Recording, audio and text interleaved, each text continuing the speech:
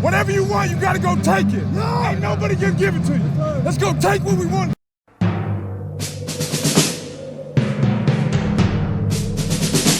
The autumn wind is a pirate, blustering in from sea. With a rollicking song he sweeps along, swaggering boisterously. His face is weather-beaten. He wears a hooded sash, with a silver hat about his head, and a bristling black mustache. He growls as he storms the country, a villain big and bold. And the trees all shake and quiver and quake as he robs them of their gold. The autumn wind is a raider, pillaging just for fun. He'll knock you round and upside down and laugh when he's conquered and won. The Las Vegas Raiders have nothing to be ashamed of from their 26-19 loss to the Cincinnati Bengals in the wildcard round of the playoffs. As a matter of fact, they had plenty to be proud of. They fought all the way into the end and came up just short.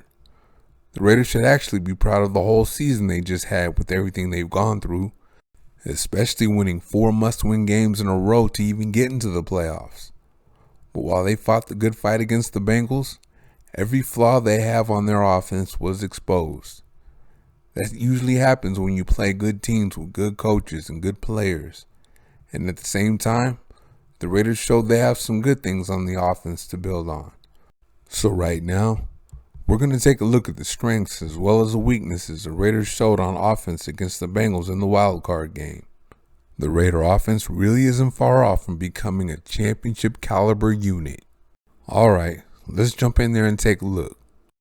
Let's start with Josh Jacobs, who was a handful that day.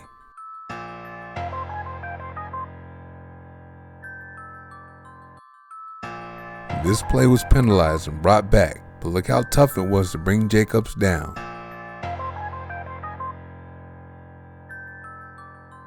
He did a good job of taking more yards than what was made available to him. He took that one from -3 to +2. Watch him show good patience on that zone stretch here. And watch the vision here to find the cutback lane. And then comes the yards after contact. He's going to see that cutback lane again here. And finish the run behind his pads.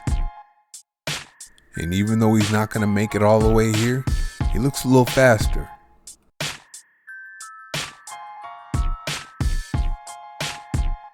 He also showed some signs of becoming a bell cow, catching the check down.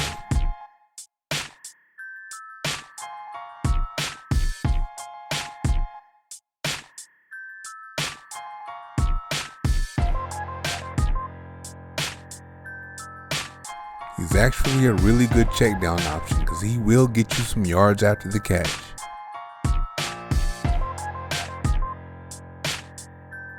He's going to get a first down out of this one.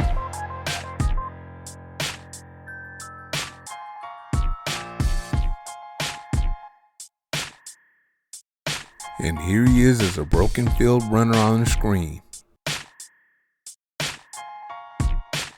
We should have seen a few more of those. Now we go to a weakness, the offensive line outside of left tackle Colton Miller and center Andre James. Right tackle Brandon Parker, there's just no hope. In a blocking scheme that has a tight end on one of the better pass rushers in the league, I don't get it. So add coaching to the list of offensive needs because Tom Cable isn't getting it. Here's rookie first round pick Alex Leatherwood. When you can't pick up a stunt, that's coaching. He's had trouble picking up stunts all season.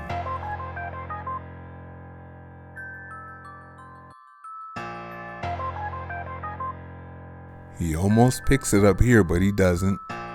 Bakar's gonna get up out of there and throw it away this time.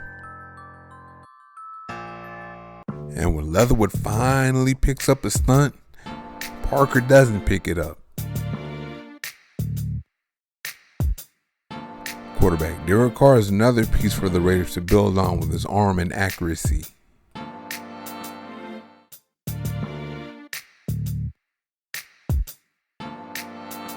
And you can see he's a little more willing to scramble these days.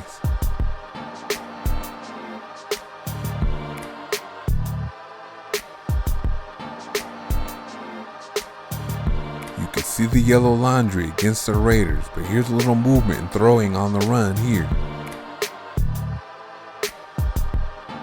That could have led to some points. The Raiders had their chances. Here's a dime for a touchdown here. He threw for 310 yards, this touchdown, and an interception in the game. And speaking of the interception, I can't blame Carr for forcing it on 4th down. And I'm not saying Waller was open on this play, but forcing it to him is better than forcing it to Zay Jones. And let's just take a minute to address the drop passes and mishaps in this game. Here's Bryan Edwards with a drop. He's been a real disappointment this year. And could Deshaun Jackson have scored if he caught it cleanly? You make the call. Zay Jones is going to take his turn to drop one here.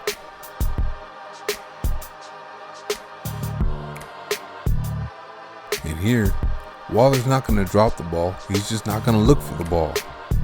How far could he have gone with that? And this is just plain unfortunate with Hunter Renfrow. This could have sent the game into overtime before the interception, but he slips.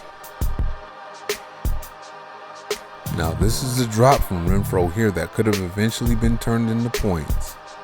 Carr could have had around 360 yards and 3 touchdowns if not for drops. Now let's look at one of the Raiders' strengths, Waller, the tight end. You can hit him short, intermediate, or deep.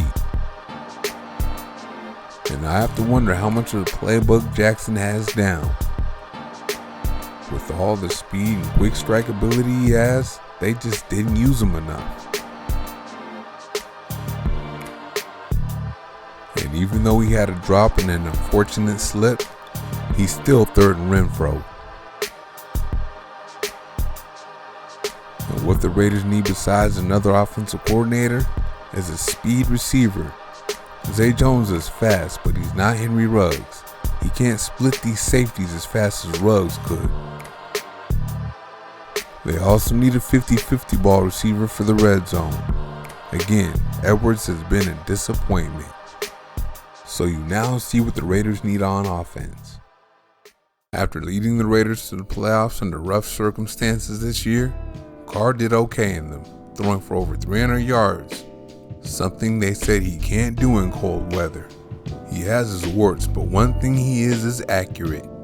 The Raiders show they definitely have needs on the offensive line, but Carr is doing his part more, running instead of giving up on the play. And while he gets most of his help from Renfrow and Waller catching his passes, Jacobs ran and caught the ball very well, showing he can be a bell cow. So now the Raiders need a blazer to go deep and a 50-50 guy for the red zone. Will we see more of him next year? Thank you for watching. See you next time.